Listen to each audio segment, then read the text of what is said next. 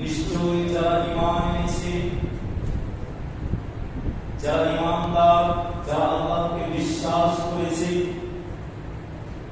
তাদের একটি গুরুত্বপূর্ণ কাজ হলো তাদের যে অন্তঃকরণ রয়েছে, তাদের যে অন্তর রয়েছে, তাদের যে কলব রয়েছে, এই অন্তরকে, এই কলবকে তারা প্রশান্তি দেয়, শান্তি পেতে চায় আল্লাহর জিকিরের মাধ্যমে। তাহলে যারা ঈমান এনেছে, যারা আল্লাহকে বিশ্বাস করেছে, আল্লাহ বলছেন আল্লাযীনা আমানু, যারা ঈমান এনেছে, ওয়া তাতমাইন্নু কুলুবুহুম, তাদের অন্তরকে তারা কি দেয়? প্রশান্তি দেয়। তাদের অন্তরকে প্রশান্তি দেয়।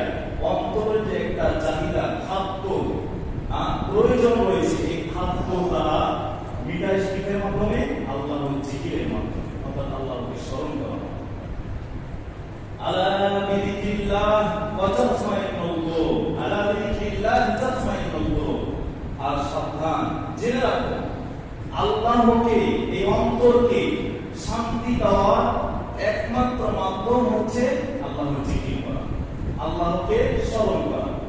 যা অন্য কোনো মাধ্যমে, অন্য কোনো কলা কৌশল অবলম্বন করে অন্তরকে শান্তি দেওয়া যায় না, যেটা আল্লাহ রাব্বুল আলামিন জিকিরের মাধ্যমে, আল্লাহকে স্মরণ করার মাধ্যমে অন্তর